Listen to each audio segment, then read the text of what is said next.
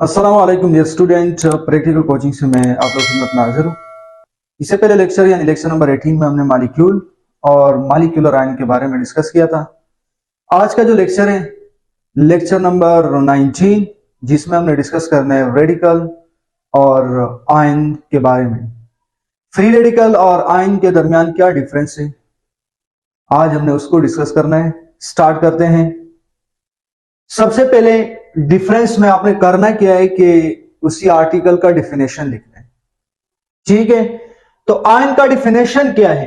Atom या group of atom, atom या group of atom, group of atom,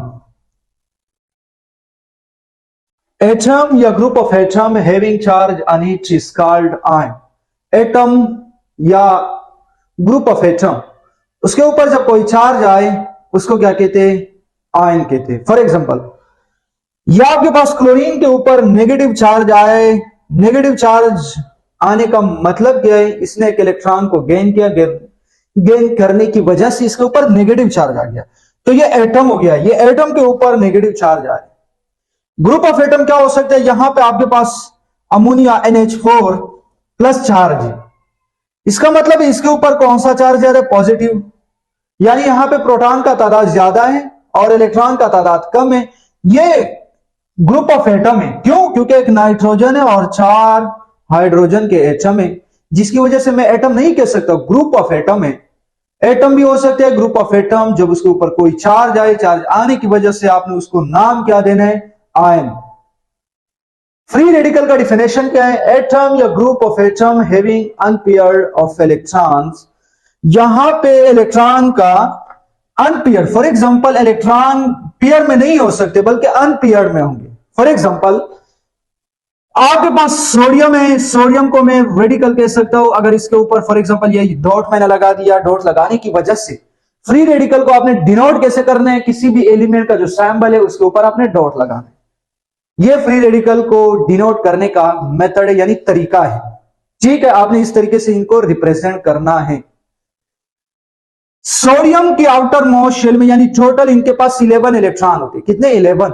अब यहां पे अनपेयर्ड इलेक्ट्रॉन है या नहीं? क्योंकि ऑड नंबर ऑफ इलेक्ट्रॉन है। दो पेयर में इलेक्ट्रॉन फॉर एग्जांपल पेयर नहीं बन सकते। ठीक है, 10 तक मैंने तो पेयर बना दिया, लेकिन एक तो बाकी है, उसका कोई पेयर नहीं है, जिसकी वजह से सोडियम ने एक इलेक्ट्रॉन को लूज करने के बाद उसका जो इलेक्ट्रॉन है वो पेयर की फॉर्म में आ गया और उसको फिर क्या कहते हैं? उसको फिर आयन कहते हैं, जिस तरीके से यहां पे आपके सामने है। वहां पे अनपेयर्ड इलेक्ट्रॉन होंगे। For example unpaired electron chlorine, sodium, hydrogen और इस तरीके से मेथीन गैस जब एक इलेक्ट्रॉन को लूज करने के बाद, इलेक्ट्रॉन को नहीं बल्कि एक हाइड्रोजन को जब फॉर एग्जांपल लूज करने के बाद यहां पे फिर क्या होते हैं? H3C। ठीक है, CH3 भी लिख सकते हो। ये आप सेकेंड ईयर का जो केमिस्ट्री है वहां पे आप पढ़ेंगे, अल्केन, अल्कीन, अल्काइल ग्रुप। ठीक है, इसके बारे में, लेकिन यहां पे मैंने एग्जांपल के तौर पर आपको बताया है ताकि सिर्फ आपको यहां से समझ में आए।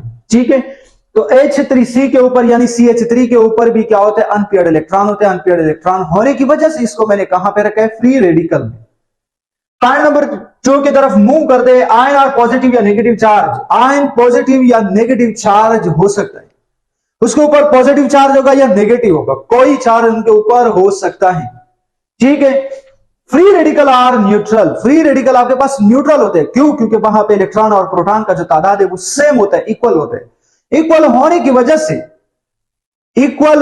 वजह से वहां पे न्यूट्रल होता है वो एटम, यानी वहां पे इलेक्ट्रॉन और प्रोटॉन का जो मैग्नीट्यूड है वो इक्वल है, इक्वल इन मैग्नीट्यूड है।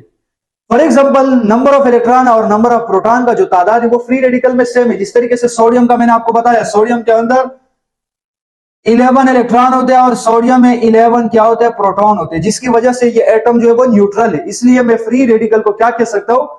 Neutral. Free radical are neutral. ठीक है, पॉइंट नंबर 3 की तरफ मूव करते हैं। Electron are paired in ion. Electron जो है वो पेयर की फॉर्म में होते हैं। कहां पर? आयन में। फॉर एग्जांपल, आपके पास सोडियम का भी एग्जांपल है, क्लोरीन का भी है, ऑक्सीजन का भी है, एल्युमिनियम का भी है। इस तरीके से ग्रुप ऑफ एटम आपके पास NH4, अमोनियम। ठीक है, यानी यहां पे electron are paired in ion. Ion में इलेक्ट्रॉन का क्या होगा? पेयर होगा। पेयर होने की वजह से आप आयन बनाए। अगर यहाँ पे पेयर ना होता तो आयन तो बन ही नहीं सकते, ठीक है। इसने इलेक्ट्रॉन को लूज करना होगा या गेन करना होगा, लूज या गेन करने की वजह से इसके ऊपर पॉजिटिव या नेगेटिव चार्ज आएगा, ठीक है।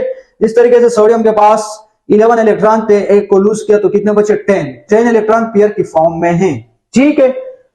Electron are unpaired in free radical, यहां पे अनपेयर्ड है, क्यों? क्योंकि यहां पे 11 इलेक्ट्रॉन थे, 11 इलेक्ट्रॉन होने की वजह से ये अनपेयर्ड, पेयर नहीं है, जोड़े की फॉर्म में नहीं है, दो इलेक्ट्रॉन नहीं आ सकते क्योंकि 11 है, ठीक है। पॉइंट नंबर 4 की तरफ मूव करते हैं। Ion become stable, ion stable होते हैं, क्यों? क्योंकि इनके आउटरमोस्ट शेल में 8 या 2 इलेक्ट्रॉन कंप्लीट होते हैं, यानी पहले शेल में 2, बाकी जो शेल है उसमें 8 इलेक्ट्रॉन गेन करने की वजह से या लूज करने की वजह से उनके आउटरमोस्ट शेल में 8 इलेक्ट्रॉन अगर है तो वो स्टेबल है। तो आयन आपके पास स्टेबल होते हैं। फॉर एग्जांपल सोडियम का एटॉमिक मास कितना है? 11 है, पहले शेल में 2, दूसरे में 8, लेकिन इसने एक इलेक्ट्रॉन को लूज किया, लूज करने की वजह से इनके आउटरमोस्ट शेल में 8 इलेक्ट्रॉन है। सोडियम ने अपने आप को कंपेयर किया किसके साथ? नोबल गैस फैमिली के साथ। नोबल गैस फैमिली के आउटरमोस्ट शेल में कितने इलेक्ट्रॉन होते हैं? 8। अब सोडियम स्टेबल है। इस तरीके से क्लोरीन भी स्टेबल हो गया, पहले उनके आउटरमोस्ट शेल में टोटल जो एटॉमिक नंबर है उसका कितना है? 17 है, पहले शेल में 2, दूसरे में 8, तीसरे में 7 आता है, लेकिन सोडियम से एक इलेक्ट्रॉन को गेन किया, गेन करने की वजह से आउटरमोस्ट शेल में कितना है? 8, ये भी स्टेबल हो गया। आयन आपके पास स्टेबल होते हैं। Free radical stable by accepting या donating electron. Free radical stable नहीं होते, ये पैड आप इस तरीके से भी लिख सकते हो, free radical are unstable, free radical unstable है।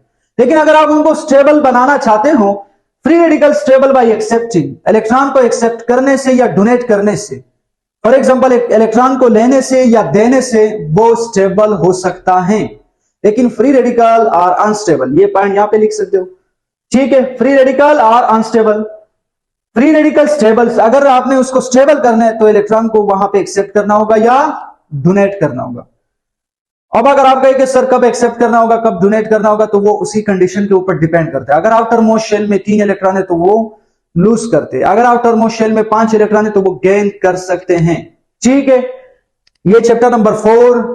इसके बाद हमने इस चैप्टर को कंप्लीट करने के बाद चैप्टर नंबर 4 को हमने स्टार्ट करना है, क्योंकि चैप्टर नंबर 2 और चैप्टर नंबर 3 कंप्लीट है, चैप्टर नंबर 4 बाकी है। इसी चैप्टर को कंप्लीट करने के बाद डायरेक्ट हमने चैप्टर नंबर 4 को स्टार्ट करना है, ठीक है। Point number 6, number of electron. अच्छा, पॉइंट नंबर 5 है, number of proton and electron are not equal in ion. Ion में प्रोटॉन और इलेक्ट्रॉन का जो तादाद है वो इक्वल नहीं होता है। क्यों नहीं होते? क्योंकि वो इलेक्ट्रॉन गेन करते हैं, गेन करने की वजह से उनका इलेक्ट्रॉन ज्यादा होते हैं, या अगर किसी ने लूज कर दिया, जिस तरीके से सोडियम ने एक इलेक्ट्रॉन लूज किया, तो लूज करने की वजह से प्रोटॉन तो वही 11 है, लेकिन इलेक्ट्रॉन कितने हैं? इलेक्ट्रॉन 10 बचे, क्योंकि एक इलेक्ट्रॉन लूज हो गया, लूज होने की वजह से उनके ऊपर कौन सा चार्ज आ गया? पॉजिटिव। फ्री रेडिकल, अच्छा, number of proton and electron are equal in free radical. Radical में क्या होता है? फ्री रेडिकल में प्रोटॉन और न्यूट्रॉन का जो तादाद है वो सेम होते हैं। जैसे सोडियम में 11 प्रोटॉन है और 11 आपके पास क्या है? न्यूट्रॉन है, ठीक है। न्यूट्रॉन नहीं बल्कि प्रोटॉन है और इलेक्ट्रॉन है, ठीक है। Point number 6, the breakage in ion are heterolytic. Breakage, for example ion जब टूटता है, टूटने की वजह से वो हेटेरोलाइटिक टूट सकते हैं। वो जब टूटेगा तो वो हेटेरोलाइटिक होगा। हेटेरो का मतलब डिफरेंट, लाइटिक का मतलब टूटना, ब्रेकडाउन होना। फॉर एग्जांपल अगर 2 आयन है, फॉर एग्जांपल ये आयन है, आयन जब टूटेगा, टूटने की वजह से यहां पे क्या होगा? हेटेरोलाइटिक होगा। क्या होगा? हेटेरोलाइटिक का मतलब ये है कि फॉर एग्जांपल ये आयन है, ये आपके पास क्लोरीन है और ये सोडियम है, ये जब टूटेगा तो इस तरीके से इस साइड पर ज्यादा होगा, इस साइड पर कम, ठीक है। एक साइड पर ज्यादा और एक साइड पर कम, यानी हेटेरो डिफरेंट लाइटिक ब्रेकडाउन होना। ये टूट तो गया लेकिन हेटेरोलाइटिक टूटा। कैसे? हेटेरो का मतलब इस साइड पर ज्यादा टूटा हुआ है, कम टूटा हुआ है फॉर एग्जांपल, और इस साइड पर ज्यादा टूटा हुआ है, ठीक है। तो आयन इस तरीके से टूटेगा, ठीक है। The breakage in ion are heterolytic, यहां पे जब भी आयन टूटेगा तो वो हेटेरोलाइटिक होगा। The breakage in free radical are homolytic. Free radical में जो आपके पास टूटने का जो प्रोसेस है वो होमोलाइटिक होगा। होमोलाइटिक का मतलब यहां पे आपने इसको बिल्कुल इस साइड पर और इस साइड पर इक्वल हिस्सों में डिवाइड करना है। उसको क्या कहते हैं? होमो का मतलब सेम, लाइटिक का मतलब ब्रेक डाउन होना, ठीक है, उसको टूटना। फॉर एग्जाम्पल इस मार्कर को आपने तोड़ना है, अगर बिल्कुल सेंटर में से आपने तोड़ दिया, इस साइड पर भी इक्वल इन मैग्नीट्यूड है, उस साइड पर भी बराबर है, यानी दोनों जो हिस्से वो इक्वल है। इक्वल होने की वजह से ये आपके पास होमोलाइटिक है। हेट्रोलाइटिक का मतलब इस साइड पर ज्यादा है, इस साइड पर कम, या इस साइड पर कम है, इसी साइड पर ज्यादा, तो उसको क्या कहते हैं? हेट्रोलाइटिक। ठीक है, एग्जाम्पल सोडियम है, क्लोरीन है, ऑक्सीजन, -2 चार्ज, इसके ऊपर -1 है, इसके ऊपर +1 है, एल्यूमिनियम के ऊपर +3 है, क्योंकि ये 3 इलेक्ट्रॉन को लूज कर सकते हैं। इनके आउटर मोशन में 3 इलेक्ट्रॉन होते हैं, 3 इलेक्ट्रॉन होने की वजह से इसने क्या करना है? तीनों इलेक्ट्रॉन को लूज करना है। NH4, ठीक है, अमोनिया। और यहां पे एग्जाम्पल है आपके पास क्लोरीन है, सोडियम है, हाइड्रोजन है और अल्काइल ग्रुप। ठीक है, ये आज का लेक्चर है। उम्मीद है आज का लेक्चर समझ में आया होगा। लेक्चर समझ आने की सूरत में आपने हमारे YouTube चैनल को सब्सक्राइब करना है और साथ ही बेल आइकन के ऊपर क्लिक करना है। Thank you so much.